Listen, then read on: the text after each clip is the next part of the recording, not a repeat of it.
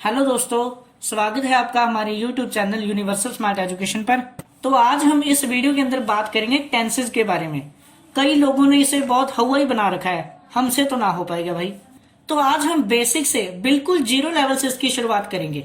ये मेरा वादा है कि इस वीडियो को देखने के बाद आप टेंस में तो कभी मार नहीं खाओगे।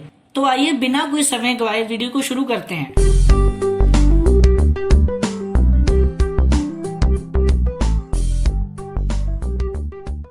तो सबसे पहली बात, tense. What is tense? Tense क्या है? टेंस को लेकर आपका एक एक कॉन्सेप्ट क्लियर होता जाएगा अगर आपने ये वीडियो लास्ट तक जरूर देखी तो सबसे पहला ही प्रश्न, व्हाट इज टेंस? टेंस को हम हिंदी के अंदर बोलते हैं काल। पहला क्वेश्चन हमारा क्लियर हो गया? नहीं हुआ? इससे अगला क्वेश्चन हमारे मन में ये उठता है कि हम टेंस पढ़ क्यों रहे हैं? क्या वजह है टेंस को पढ़ने की? क्या इंपॉर्टेंस है हमारी लाइफ के अंदर टेंस की? क्यों पढ़ते हैं टेंस को हम? इसका उत्तर ये रहा, टेंस उस समय का बोध करवाता है जब कोई काम होता है। टेंस क्या है? उस समय का बोध करवाता है जब कोई काम होता है। आपकी सुविधा के लिए मैंने इन शब्दों को अंडरलाइन भी कर दिया है। तो इतना हमें पता चल गया कि टेंस क्या काम करता है। एक तो समय को बताता है, टाइम को, और दूसरा काम को यानी कि वर्क को। इंग्लिश की दुनिया के अंदर टेंस काम या फिर समय को ही रिप्रेजेंट करता है, उसी को ही हम टेंस बोलते हैं। इतना कॉन्सेप्ट हमारा हुआ क्लियर। अब हम बढ़ते हैं आगे। इन टेंसेस को हम इंग्लिश के बजाय हिंदी के अंदर ज्यादा समझेंगे। तो सबसे पहले हमने बात की थी टेंस को हिंदी के अंदर बोला जाता है काल। अब हम कह रहे हैं कि टेंस जो है एक दादाजी हैं। टेंस क्या है? एक दादाजी हैं जिनके 3 पुत्र हैं, जिनके 3 बेटे हैं, जिनमें पहले बेटे का नाम है वर्तमान काल। क्या नाम है? वर्तमान काल। नेक्स्ट जो है दूसरा बेटा, उसका नाम है भूतकाल, और तीसरे बेटे का नाम है भविष्य काल। दादाजी का नाम क्या है? काल, जिन्हें इंग्लिश के अंदर बोलते हैं टेंस। ठीक है। उन दादाजी के 3 बेटे हैं, जिनमें से पहले का नाम है वर्तमान काल, दूसरे का नाम है भूतकाल, और तीसरे का नाम है भविष्य काल। अब इसे हम इंग्लिश में भी समझ लेते हैं साथ में। वर्तमान काल को इन्होंने प्रेजेंट का नाम दिया, प्रेजेंट। उसी तरह भूतकाल को इन्होंने पास्ट का नाम दिया, और तीसरे बेटे भविष्य काल को इंग्लिश में फ्यूचर का नाम दिया। बस देखते जाओ, आज हम एक बिल्कुल अलग नए तरीके से सीखने वाले हैं टेंस को। तो यहाँ तक हमें पता चल गया कि टेंस जो दादाजी हैं उनके 3 बेटे प्रेजेंट, पास्ट और फ्यूचर हैं। यहाँ तक आपको कोई समस्या नहीं होगी। तो आगे बढ़ते हैं इससे। दादाजी का जो पहला बेटा है प्रेजेंट, इसके आगे 4 पुत्र हैं। कौन कौन से? इंडेफिनेट, कॉन्टिन्यूअस, परफेक्ट और परफेक्ट कॉन्टिन्यूअस।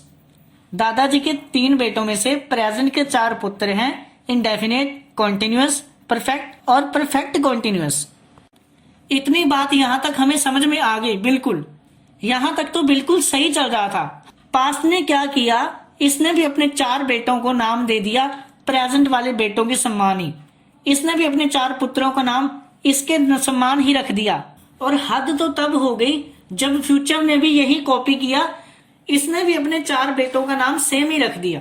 तो दादाजी यानी कि टेंस को हो गई समस्या, क्योंकि इन्होंने क्या किया? अपने बेटों का नाम सेम ही रख दिया। ये फैमिली दादाजी, 3 बेटे और 12 पोते, इसी पर आधारित है, जिसको हम टेंस मानते हैं। टेंस मानते क्या? यही टेंस है।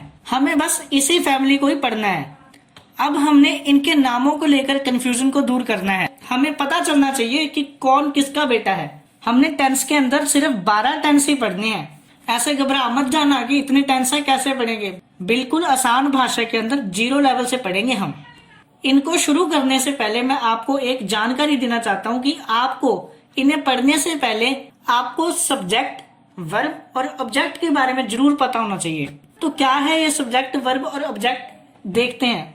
सब्जेक्ट हम कर्ता को कहते हैं।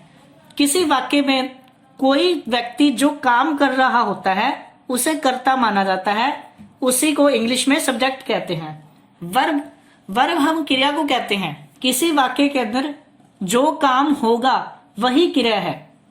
और ऑब्जेक्ट जिस पर क्रिया का प्रभाव पड़े। कोई व्यक्ति कोई कार्य करता है, उस कार्य का प्रभाव जिस पर भी पड़े वह क्या है? ऑब्जेक्ट है। एग्जाम्पल की मदद से समझते हैं। जैसे देखो, यहाँ लिखा है वह खेल रहे हैं। तो देखो काम करने वाले कौन है? वह। तो हमने क्या लगाया?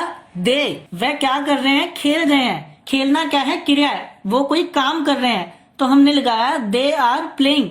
इसी तरह एक एग्जाम्पल और देखो, वह पुस्तक पढ़ता है। इसमें देखो काम करने वाला कौन है? वह। इसकी इंग्लिश हुई ही। अच्छा, अब वह काम क्या कर रहा है? पढ़ने का। पढ़ना भी एक काम है, तो इसके लिए हमने लगाया रीड्स। क्या काम कर रहा है? पुस्तक पढ़ रहा है। अब देखो पढ़ने का काम किस पर हो रहा है? पुस्तक पे। यानी कि हमने पढ़ा था कोई व्यक्ति जो कोई काम करे और उस काम का प्रभाव किसी चीज पर पड़े, वो क्या है? ऑब्जेक्ट। तो पुस्तक हमारा क्या हुई? Object. He reads the book. तो आज के लिए इतना ही रखते हैं। नेक्स्ट वीडियो के अंदर हम दादाजी के 3 बेटे और उनके सभी पुत्रों के बारे में एक एक करके पढ़ते जाएंगे। अगर आपको ये वीडियो अच्छी लगी हो तो आप इस वीडियो को लाइक करें, अपने दोस्तों मित्रों के साथ शेयर करें, और जो लोग हमारे चैनल पर नए हैं वो हमारे चैनल को सब्सक्राइब भी करें और साथ में दिया गया बेल आइकन को भी प्रेस करें, ताकि इसके नेक्स्ट पार्ट आने पर आपको सबसे पहले नोटिफिकेशन मिल सके।